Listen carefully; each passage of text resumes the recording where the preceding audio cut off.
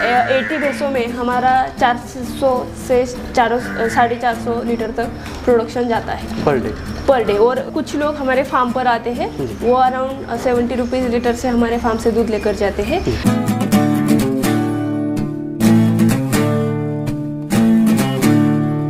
मतलब हमें फार्म के लिए जितनी भी इलेक्ट्रिसिटी लगती है ये हम बायोगैस से इसी प्लान, मतलब यहाँ पे जितनी भी इलेक्ट्रिसिटी आपको चाहिए इसे अपना खुद का प्रोडक्शन होता है।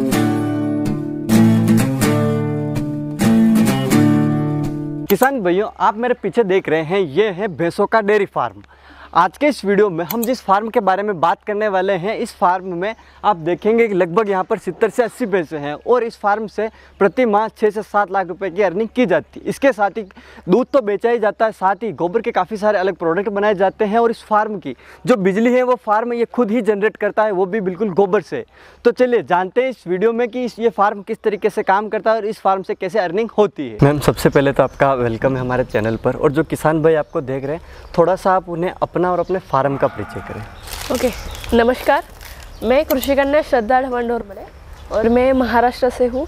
महाराष्ट्र में नगर ज़िले में निघोज एक गांव है, वहाँ अपना ये फार्म है और मैं ये फार्म श्रद्धा फार्म्स नाम से चलाती हूँ। मेरे पास लगभग आज फार्म पर 80 भैंसे हैं और उनका ही दूध निकालने के बाद में वो डेयरी पर पहुंचाती हूँ। और उसके ही साथ फार्म से लेके मतलब डेयरी फार्मिंग से जो जुड़े हुए जो गोबर से जो बाय प्रोडक्ट्स हम बनाते हैं वो एक प्रोजेक्ट है। बायोगैस का एक प्रोजेक्ट है जिससे बायोगैस से हम इलेक्ट्रिसिटी जनरेट करते हैं।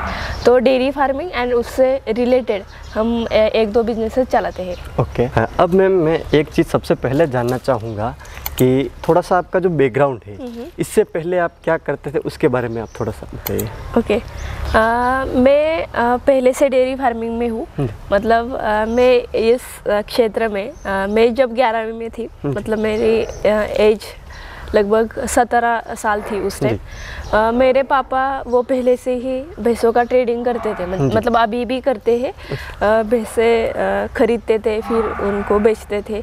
और एक छोटा सा एक यही है जो पेड़ जिसके नीचे हमने एक छोटा सा तबेला बनाया था, वही कभी पापा कुछ भैंसे लेकर आए तो वही हम उसको बांधते थे। वही जो करना है चारा पानी सब वही जगह पर होता था। तो पेड़ के नीचे से शुरू किया था, एक दो भैंसे थी, लेकिन उस टाइम दूध का व्यवसाय मतलब वो नहीं था, उतना ज़्यादा नहीं था, सिर्फ ट्रेडिंग पर बहुत ज़्यादा फोकस था। लेकिन जब से मैं इस क्षेत्र में आई और धीरे धीरे एक एक करके मेरे पापा की मदद से एक एक करके भैंसे बढ़ाई और उसके बाद हमने जो एक पेड़ के नीचे से शुरुआत की थी, अभी उसी जगह हमने 2 मंजिला तबेला बनाया है भैंसों के लिए।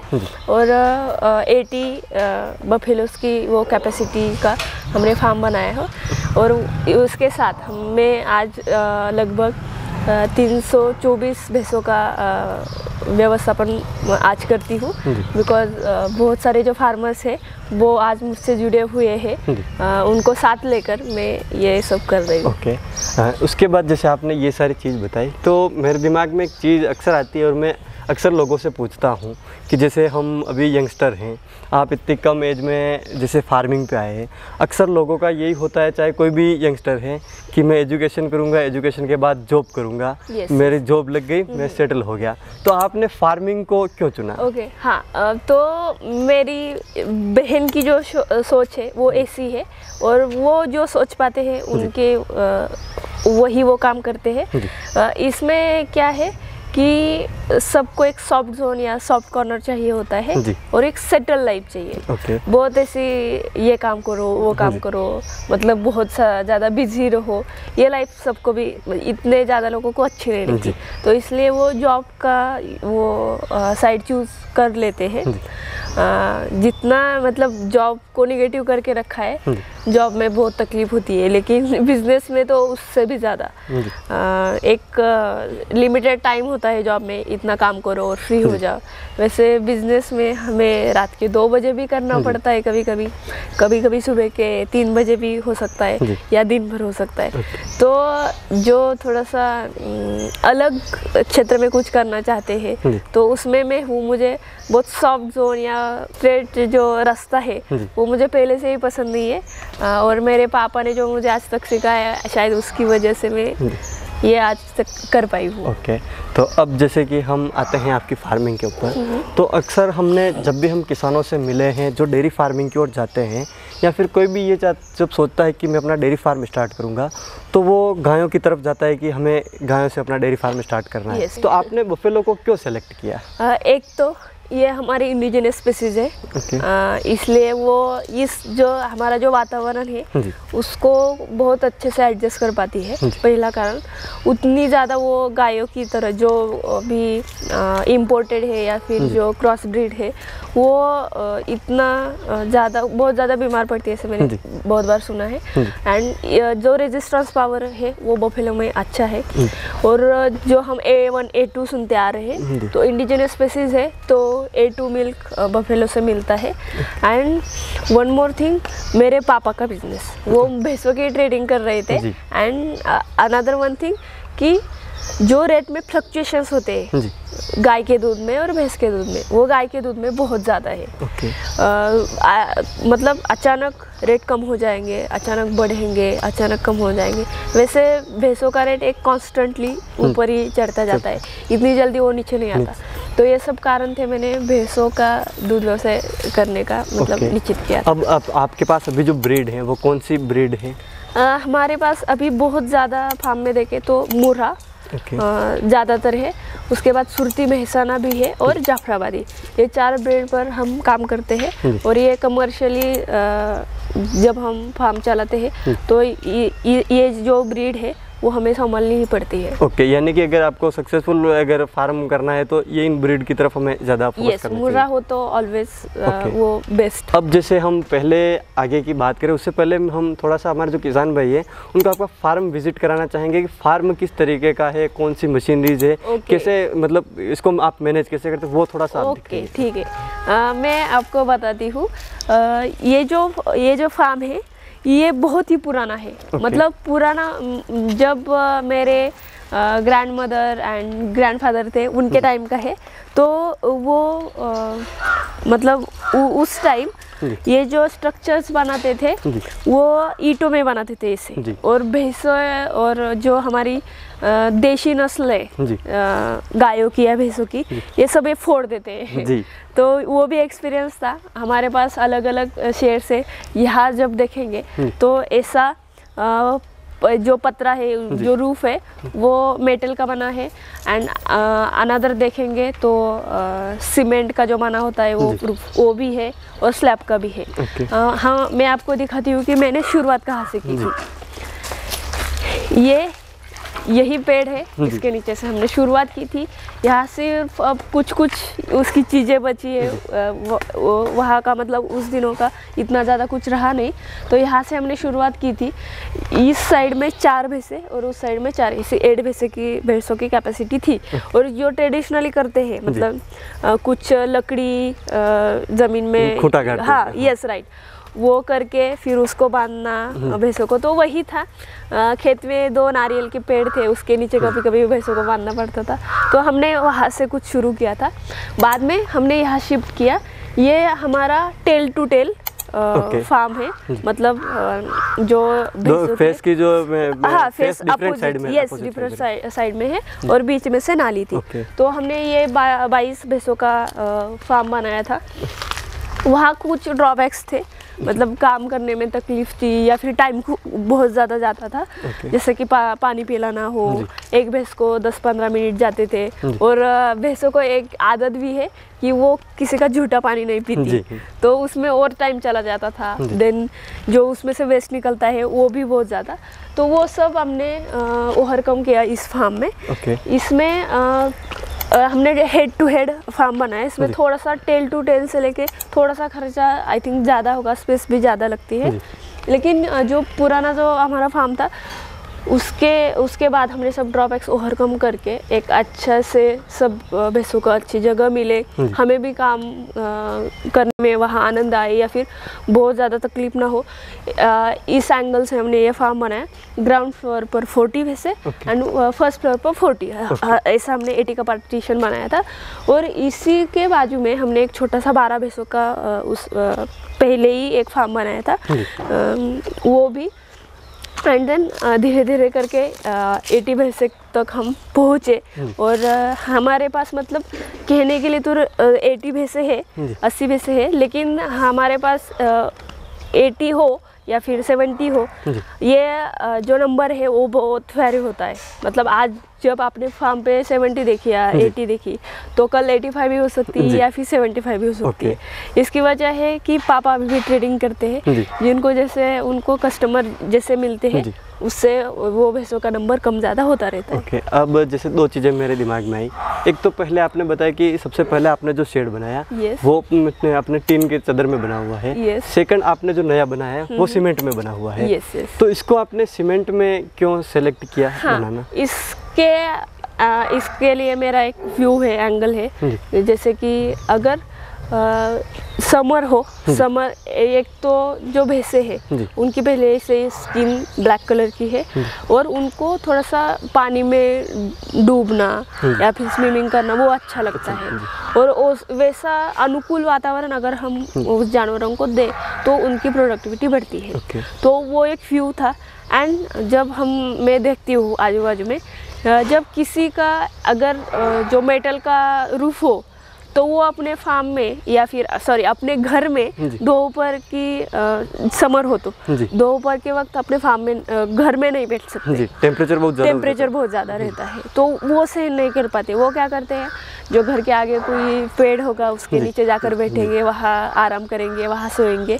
तो मेरा भी ये व्यू था कि अरे जब ये हम उस जो जैसे कि जो मेटल का जो रूफ है, जो रूफ है, उसके बनाए हुए जब घर में नहीं रह सकते, तो इनको क्यों हम वैसे फार्म में या फिर वैसे तबेले में रखें। इसलिए स्लैब की कंसेप्ट मैंने लाई थी। और स्लैब में जब समर हो तो टेम्परेचर भी एकदम ठंडा रहता है, और जब ठंडी के दिन हो तो वहाँ एकदम अच्छा सा थोड़ा सा गर्म टेम्परेचर रहता है। तो उनके लिए एक अच्छा वातावरण या फिर अनुकूल यानी उसको क्लाइमेट सही मिले, इसके हिसाब से आपने इसको क्लाइमेट अच्छा मिले और हमें भी काम करने में आसानी हो, उसकी वजह से हमने बनाया। और सेकंड चीज मेरे दिमाग में ये आई थी, आपने बताया कि जब पहली बार आपने वो बनाया था उसमें टेल टू टेल आपने फार्म के सेट डिजाइन किया था। सेकंड बार आपने जब इसको बनाया तो इसमें हेड टू हेड बनाया, तो उसके क्या ड्रॉबैक्स थे और इसका क्या आपको बेनिफिट मिला? जो टेल टू टेल था उसमें क्या प्रॉब्लम था, जब जो भैंसों के फेस है वो अपोजिट साइड में थे, बीच में नाली थी, तो मुझे हर बार चारा डालने के लिए जाना है, मुझे उस नाली में से जाना पड़ेगा। कभी कभी वहाँ मैं गिर भी सकती थी, और हर टाइम मुझे उस भैंसों के बीच में से जाना पड़ेगा। ठीक है, वो एक था, उससे मेरा और काम बढ़ता था। एंड देन मुझे जब पानी पिलाना था, वो भी मैं एक जो कटोरा होता है या फिर जो पॉट होता है उसमें पानी डालो, और जब तक वो पीती है तब तक उसे पिलाना है। और इसमें 24 आवर्स पानी की मतलब पानी नहीं रख सकते थे हम, तो वो एक ड्रॉबैक था। एंड जब एज बफेलो इंडिजिनस ब्रीड है, बहुत ज़्यादा भैंसों को अपना बच्चा लगता है पाना करने के लिए, तो मुझे क्या करना पड़ता है, मेरी 11 की पार्टीशन थी, तो मेरी 11 नंबर की 11 नंबर की जो भी भैंस है, मुझे उसका बच्चा तबेले के बाहर बांधना पड़ता था। और ये छोटे बच्चे हमने जब इनको फोर्स करे हम, तो वो चलते नहीं इतने आसानी से, कभी कभी उनको उठाना भी लेकर जाना पड़ता है, तो उसमें भी बहुत टाइम जाता था। तो मैंने इस फार्म में क्या किया, बीच में हेड टू हेड किया, मैं आपको दिखाती हूँ। ये बीच में मैंने जगह रखी, जिससे मैं इस साइड की भैंसों को और इस साइड के दोनों साइड में मैं चारा डाल सकूँ, ऐसे सिस्टम बनाई। देन जो पानी का प्रॉब्लम था कि मुझे बहुत ज़्यादा टाइम उसमें देना पड़ता था पानी पिलाने के लिए भैंसों को या फिर फ्लोर साफ करने के लिए, तो मैंने क्या किया, हर जो ये जो नान थे, तो इसमें मैंने क्या किया, ऐसा सिस्टम बनाया जिसकी वजह से मेरी 10-15 मिनट में पूरी की पूरी 80 भैंसें भी पानी पी। इस तरह से हम यहाँ चूना भी लगाते हैं जिससे थोड़ा सा कैल्शियम भी मिलता है एंड वहाँ थोड़े से जर्म्स भी मरते हैं। तो इसलिए हमने एक ही टाइम सब भैंसें पानी पी सकते हैं ऐसा सिस्टम बनाया। तो उसमें भी टाइम की बचत हुई। एंड देन मैंने जो बताया कि जो छोटे बच्चे होते हैं ना, वो चलते नहीं या फिर बहुत ज़्यादा तकलीफ देते हैं काम करते समय, तो क्या किया, भैंसों को जितनी जगह लगती है वो छोड़ के पीछे ये जगह बनाई। इसके कारण इस भैंस का बच्चा है तो वो यहाँ रहेगा, उस भैंस का बच्चा है वो उसके पीछे रहेगा। फिर सिर्फ मुझे यहाँ से छोड़ना है, वो अपनी माँ को जाकर मतलब पिएगा और पाना करेगा। तो उसमें काम में आसानी हो गई। और हम यहाँ है खड़े तो हम महसूस कर सकते हैं कि यहाँ थोड़ा सा ठंडा वातावरण है। तो ये चीज़ हो गई। फिर आप आ रहे थे कि भाई आपने डबल फ्लोर में इसको बनाया है। जैसे नॉर्मली कोई भी अगर अपना शेड बनाता है तो कि यहाँ बना दिया, फिर उसको ही और दूसरे एरिया में एक्सपेंड करते हैं। तो फिर आपने डबल फ्लोर में इसको क्यों? हाँ, एक तो स्लैब का कंसेप्ट हमारा पहले से ही था। तो हमने स्लैब बनाया एंड देन हमने क्या सोचा कि जो फाउंडेशन का जो भी खर्चा है वो हमारा बचेगा जब हम फर्स्ट फ्लोर बनाएंगे। तो वो हमारा बचा और उससे आई थिंक कम खर्चे में हमारा पहला फ्लोर हो गया। तो स्लैब की कंसेप्ट पहले से ही होने के कारण वो हमने डबल मंजिला बनाया है। यानी कि जब आपने सेकंड पार्ट बनाया तो उसकी जो कॉस्ट है वो कम हो गई। यस। अब उसके बाद जैसे कि नीचे की जो फर्श है वो किस तरीके की बनी हुई, उसके बारे में भी आप थोड़ा सा जो कंक्रीट है उससे हमने बनाया है। थोड़ा सा हमने रफ सरफेस बनाया है। कभी वो स्मूथ हो गया तो हम फिर से, अब तक हुआ नहीं है, लेकिन जो पुराना था मेरे ग्रैंडफादर के ज़माने का, तो वो स्मूथ हो गया था। तो हम उसको भी रफ करते हैं और अच्छे से रहते हैं उसमें वैसे। अब जैसे ये हो गया आपकी शेड के बारे में सारी चीज़ें।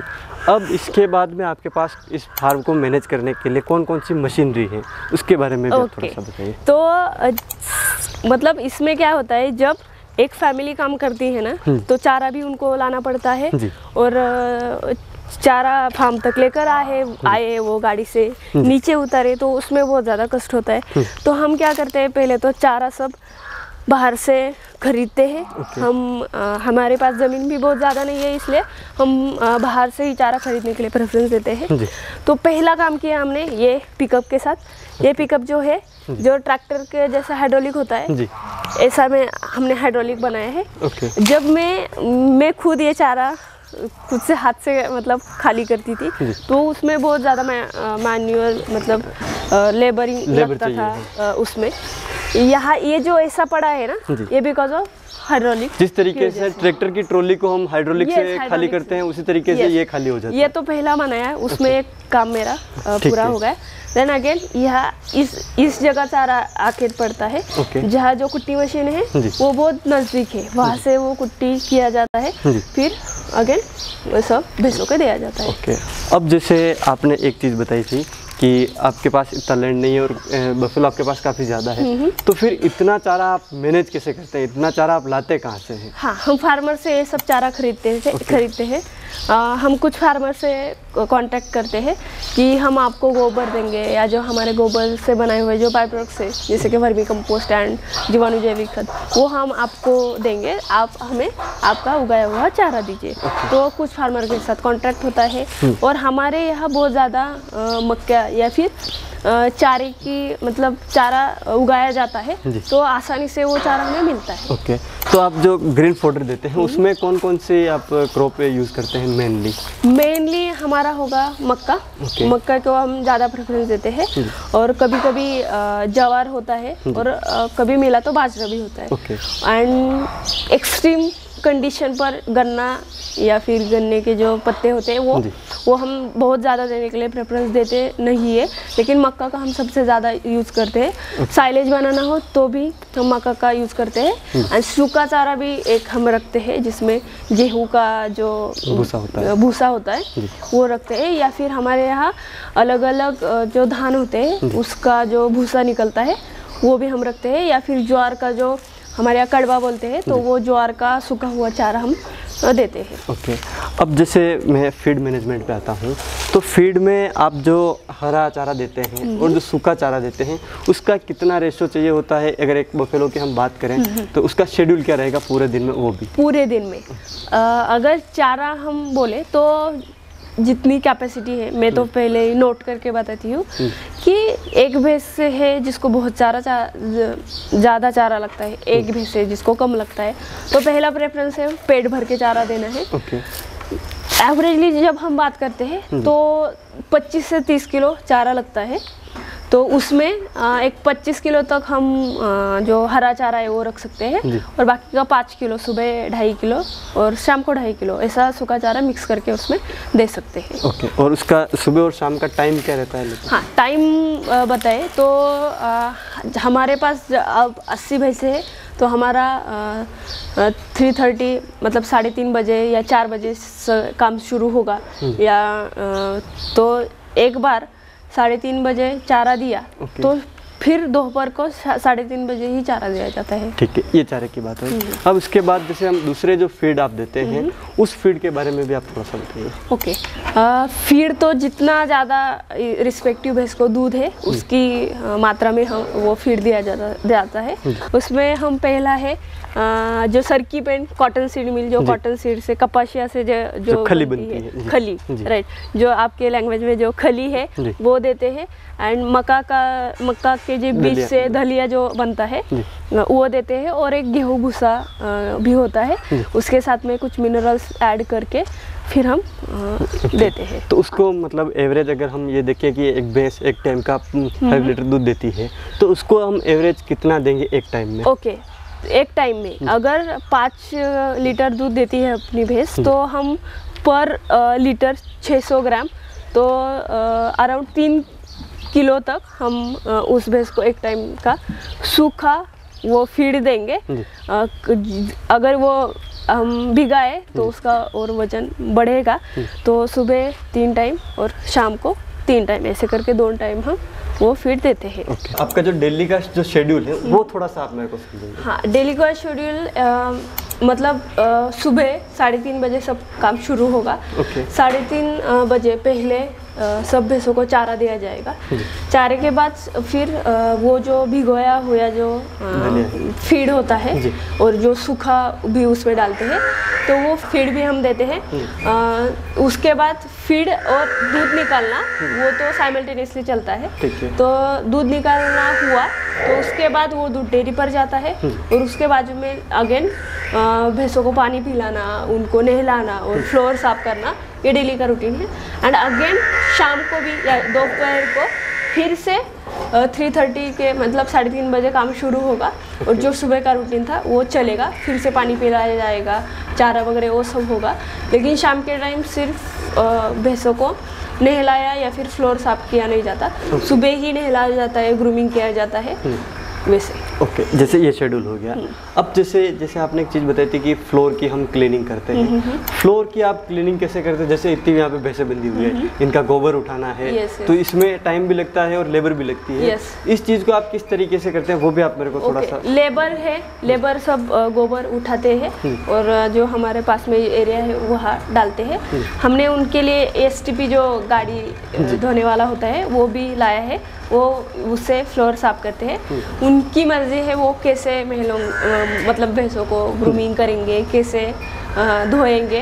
तो कभी कभी वो क्या करते हैं, तो ये जो नाद है वो पूरे भर के रखते हैं, तो 24 घंटे पानी भी मिलता है, और कुछ पानी वो भैंसों के लिए नहलाने के लिए, फ्लोर साफ करने के लिए, उसके लिए भी यूज़ करते हैं। और हमारा जो सिंगल फेज जो मोटर है उसका भी प्रेशर ज़्यादा होता है, तो उससे वो इजीली वो साफ करते हैं। अब जैसे आपने लेबर के बारे में बताया, तो इस फार्म को मैनेज करने के लिए आपको लगभग कितनी लेबर चाहिए? हमें इस फार्म के लिए लगभग 6 लेबर लगते हैं, जो सिर्फ फार्म में काम करते हैं एंड एक्सट्रीम 6 में एडजस्ट हो जाता है। लेकिन कभी कभी चारा लाने के लिए ज़रूरत पड़ी तो वो 1-2 लेबर एक्स्ट्रा उसको मैनेज कर लेते हैं। यस, ठीक है। अब मैं मिल्किंग के ऊपर आता हूँ। जब आप जैसे मिल्किंग करते हैं तो मिल्किंग करने का आपका क्या सिस्टम है और उसमें क्या सावधानी आप रखते हैं? ओके, उसमें तो हैंड मिल्किंग मैन्युअली हम मिल्किंग करते हैं। हमने मिल्किंग मशीन का भी यूज़ किया था लेकिन वो उतना सक्सेसफुल नहीं रहा, तो हम हैंड मिल्किंग करते हैं, मैन्युअली मिल्किंग करते हैं। लेकिन उसमें पहले हम थानों को साफ करना एंड फिर उस बाल्टी में दूध निकालते हैं। कोई बीमार भैंस हो तो उससे अलग बांधा जाता है, तो उसका ट्रीटमेंट चलता है। तो अब जैसे मिल्किंग के बाद बात करते हैं कि आपका जो प्रोडक्शन है, एक तो आपका दूध का प्रोडक्शन कितना हो जाता है और आप उसका मार्केट कहाँ है? ओके, हम तो डायरेक्टली डेयरी पर देते हैं। जो लोग कुछ लोग हमारे फार्म पर आते हैं वो अराउंड 70 रुपीज़ लीटर से हमारे फार्म से दूध लेकर जाते हैं। हमारे जो बड़े चाचा है उनका एक बाय प्रोडक्ट का प्लांट है, तो उनको कुछ दूध जाता है और कुछ जो बचा हुआ दूध होता है वो डायरेक्टली दूसरे मतलब डेयरी पर जाता है। तो ऐसा होता है। और प्रोडक्शन कितना होता है आपका? अराउंड 80 भैंसों में हमारा 400 से 450 लीटर तक प्रोडक्शन जाता है पर डे। और ये भी वैरी होगा बिकॉज जितनी भैंसें उतना ज़्यादा दूध। मैं एक चीज़ और पूछना चाहूँगा कि अब जैसे आपका ये फार्म है, चाहे फिर कोई भी फार्म हो, तो अभी जैसे 80 भैंस आज अगर दूध दे रही है, ऐसा तो हो नहीं सकता। तो एक एवरेज आप कैसे मेंटेन करते हैं कि इतनी भैंस अभी हमारे पास में दूध दे रही है, तो आने वाले टाइम में ऐसा ना हो कि हमारा पूरा फार्म ड्राई हो जाए? यस, तो इस चीज़ के बारे में वो कंटिन्यूटी रखनी मतलब बहुत वो सबसे मेन चीज़। यस, बहुत ही इम्पोर्टेंट है। तो हम क्या करते हैं, जो हमारे कुछ बहुत ही नज़दीक रिश्तेदार या फिर जो हम उन पर विश्वास रख सकते हैं, ऐसे कुछ फार्मर से हम क्या करते हैं, अगर एक जो भैंस है वो ड्राई पीरियड पर उसके आ गई तो हम उन फार्मर्स को देते हैं, उनको बताते हैं कि आप ऐसे ऐसे प्रैक्टिसेस फॉलो करो, हम आपको उतने पैसे देंगे। और उनकी जगह फिर जो उन्होंने पुरानी संभाली थी जो अब खाली होने वाली है या जनने वाली है, तो फिर वो वापस अपने फार्म पर आती है। तो मैंने जो आपको शुरुआती में बताया था कि हमारे पास कहने के लिए तो 80 है लेकिन वो भी हमारे 130-150 तक जाती है। एंड मैं खुद अभी अराउंड 300-350 जो भैंसे हैं उनका मतलब सब पालन पोषण या फिर मैनेजमेंट, यानी कि फ्लक्चुएट होता रहता है according to time. Yes, fluctuate होता रहता है। लेकिन अगर मेरे पास 80 भैंसे है तो मेरा वो 400 तक आएगा या फिर 390 तक आएगा, 500 के 475 तक जाएगा। लेकिन मेरा बहुत ही 300 हुआ है या 350 हुआ है, ऐसा कभी भी नहीं होता। जैसे अभी हम ये बात कर रहे थे, तो इसमें एक चीज़ अगर हम देखें कि अगर फार्म को हमें सही तरीके से मेंटेन करना है तो एवरेज कितने % जो भैंस है वो मतलब मिल्किंग में होनी चाहिए, अगर हम नॉर्मली देखें तो कि इतनी % भैंस हमारी चल रही है तो सही? हमारे पास अगर बहुत अच्छी ब्रीड है जो कि 12 से 15-16 तक दूध देती है, तो अगर % में जब हम कैलकुलेट करें तो अराउंड 60-70% आपकी जो भैंसें है वो मिल्किंग पर होनी चाहिए। उसके आगे की जो 15-20-25 जो भैंसें है वो मिल्किंग पर होनी चाहिए, लेकिन वो ड्राई पीरियड के नजदीक क्रॉस में चलती रहेगी। एक अभी ब्याई, 1-2 दिन बाद ब्याई, एक महीने बाद ब्याई, इस तरीके से ऐसा वो रोटेशन चलना चाहिए। और बाकी की जो बच्ची है वो मतलब वो कुछ ज़्यादा वक्त ले सकती है मतलब गाभिन रहने के लिए, और अदर जो रीजंस है वो उसमें चली जाएगी। हाँ, अब 2 चीज़ें और आती है कि एक तो आपको इसमें जैसे ये भी एनिमल है, हम इंसान हम भी बीमार होते हैं, तो मेन आपको इनमें कौन सी डिजीज़ या फिर ऐसी कोई प्रॉब्लम देखने को मिलती है जिसने आपको अभी तक सबसे ज़्यादा परेशान किया हो? नहीं, इतना ज़्यादा मतलब प्रॉब्लम इसमें भैंसों में इतनी ज़्यादा वो बीमार नहीं पड़ती, लेकिन वो नॉर्मली जो बीमारियाँ है मस्टिडिस कभी कभी होती है, उतना ज़्यादा भी प्रॉब्लम नहीं होता। सर्दी, खांसी, जुकाम वो भी कभी कभी होता है। चारा मतलब कम खाना या खाना ही नहीं, वो भी प्रॉब्लम होता है। लेकिन कुछ बीमारियाँ है जो कि एक भैंस को हमारे हुई थी जिसमें हमारी वो उसकी डेथ हो गई थी, लेकिन उसकी बीमारी का पता चला नहीं। उसको 4-5 साल हो गए होंगे आई थिंक। तो उसकी बीमारी का पता चला नहीं। डॉक्टर ने बताया कि उसको ब्रेन में कुछ प्रॉब्लम है या फिर मानसिक वो तनाव है, समथिंग बताया था। तो कुछ होता है, लेकिन वो बहुत रेयर है। भैंसों में कभी कभी क्या होता है, उनकी जो परवरिश अच्छी हुई नहीं, तो कुछ भैंसें ऐसी भी होती है जिनको ये प्रॉब्लम हो सकता है। लेकिन वो हमारे सब हम स्टैंडर्डाइज प्रैक्टिस ऑपरेट करते हैं, तो इसलिए इतना ज़्यादा भैंसों में प्रॉब्लम नहीं होता है। ये जो सब भैंसें हैं इंडिजिनियस स्पीसीज है, तो रेजिस्ट करती है सब एनवायरनमेंट को या फिर सब बाकी के चीज़ों को, तो वो इतने ज़्यादा बीमार पड़ती नहीं। अब मेन चीज़ आती है ब्रीडिंग की, कि जब आप अपनी भैंस को क्रॉस करवाते हैं, उसकी ब्रीडिंग करवाते हैं, उस टाइम आप किस चीज़ की मतलब मेन ध्यान रखते हैं? ओके, तो हम पहले सिलेक्ट करेंगे कि हमारी भैंस कैसी है, कौन से ब्रीड की है और उसका रिकॉर्ड कैसा है। अगर उसके माँ का मतलब उसके जो मदर है उसका भी रिकॉर्ड हो तो वो भी हम मेंटेन करते हैं। एक तो हम सेक्स सॉर्टेड सीमेन हो या एंड कन्वेंशनल सीमेन, और ये जो हमारे पास बूल है, 2 बूल है हमारे पास। एक पीछे कुछ दिनों पहले था, वो बड़ा था, वो हमने अभी बेच दिया है। तो हमने हरियाणा से ये 2 बूल लाए हैं। तो वो सब मतलब नेचुरल ब्रीडिंग भी करते हैं कुछ भैंसों के लिए, कुछ भैंसें हैं जिनके लिए हम, तो वो भैंस कैसी है उसके हिसाब से हम उनको सेक्स सॉर्टेड सीमेन लगाना है या कन्वेंशनल सीमेंट लगाना है या बुल से लगाना है, वो हम डिसाइड करते हैं। तो आप जैसे बता रहे थे कि गोबर से भी बायो प्रोडक्ट्स आप बनाते हैं, तो उसके बारे में भी आप थोड़ा सा गोबर के मतलब क्या होता है, पहला तो गोबर एज अ वेस्ट करके मतलब उसको फेंक दिया जाता है या फिर उसका इतना ज़्यादा अच्छे से यूज़ नहीं किया जाता। तो हम क्या करते हैं, पहले तो वर्मी कंपोस्ट बनाते हैं, वो जो सबको पता है। दूसरा हम उसको डिकम्पोज करते हैं, जो डिकम्पोजिशन बैक्टीरिया होते हैं उसका यूज़ करके उसको डिकम्पोज किया जाता है। इसी तरह जब ये खत मतलब वो जो गोबर है ये काला हो जाएगा डिकम्पोजर यूज़ करके, तब हम इसमें भी अलग अलग कैटेगरीज है।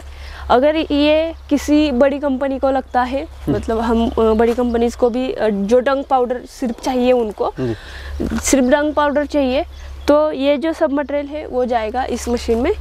इसमें वो बहुत ज़्यादा बारीक होगा लाइक दिस। हाँ, ये जो है ऐसा मटेरियल इसमें तैयार होगा। फिर भी इसमें कुछ ऐसे पार्टिकल्स बचे हैं बड़े बड़े, तो ये जो ऐसे बड़े बड़े पार्टिकल्स बचेंगे तो फिर वो जाएगा इसमें। यहाँ ये वाइब्रेटर मशीन है, इसमें अगर हम डालेंगे तो डायरेक्टली ये सब ऊपर रहेगा और हमें जो एकदम फाइन पाउडर मिलेगा। जो प्रोम वगैरह बनाने वाली जो कंपनियां होती है उनके लिए हम ये प्रोवाइड करते हैं। और उसके साथ ही उसके लिए बनाने के लिए जो मॉइस्चर लगता है तो वो हम स्लरी के माध्यम से उनको देते हैं। तो वो बायोगैस का जो प्रोजेक्ट है मैं आपको अलग से बताऊंगी, लेकिन हमारा बायोगैस के लिए कुछ गोबर यूज़ होता है, उसे हम स्लरी बनाते हैं और स्लरी का मैं आगे आपको बताऊंगी।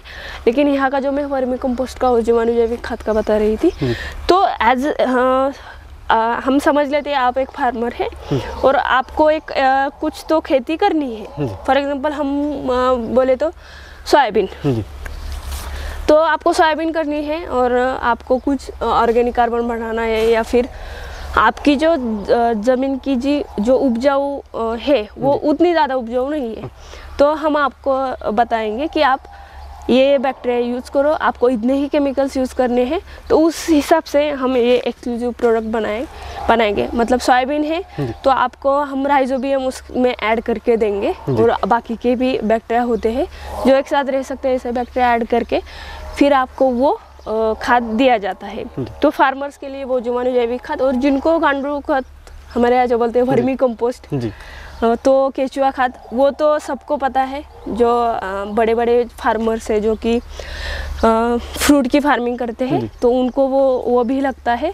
एंड अच्छी क्वालिटी का मिलना वो भी मतलब एक मेन चीज़ होती है। हाँ, मेन चीज़ है। तो हम 100% गोबर से बनाते हैं। आप यहाँ का जो भी गोबर देखेंगे इसमें एक भी काड़ी कचरा या फिर अलग चीज़ें आपको डाली हुई नहीं दिखेंगी।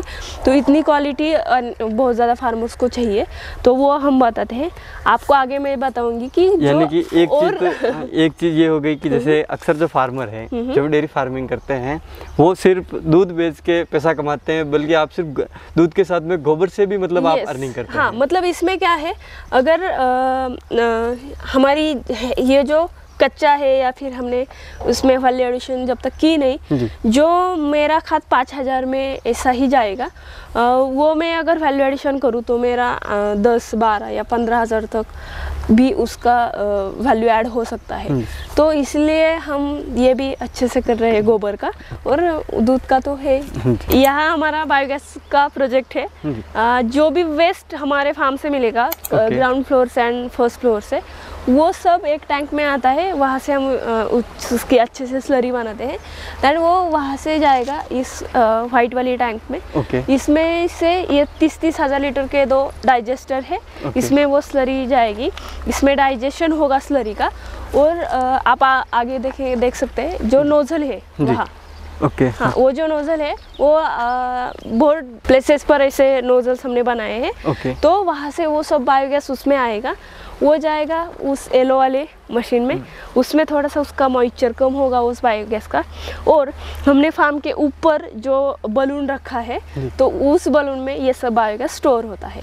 एंड इसमें से जो इसमें तो एनारोबिक डाइजेशन हुआ था, मतलब जिन बैक्टीरिया को ऑक्सीजन जमता नहीं या फिर मतलब उसमें वो मर जाते हैं।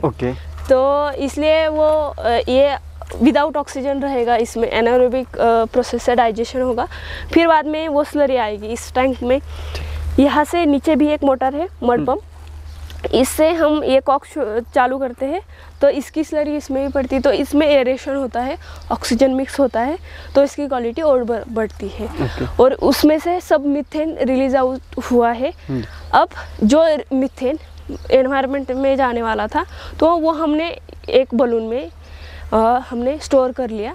और जो ग्लोबल टेम्परेचर है उसमें मीथेन तो बहुत ज़्यादा रोल प्ले करता है, तो वो हमने जलाने के लिए शुरुआत की। मतलब हम जो घर में भी जो गैस यूज़ करते हैं तो वो भी यही से आता है। अब इतना ज़्यादा ये तो बहुत बड़ा प्रोजेक्ट है, तो इसमें से बहुत ज़्यादा हमें मीथेन मिलता है, बायोगैस मिलता है।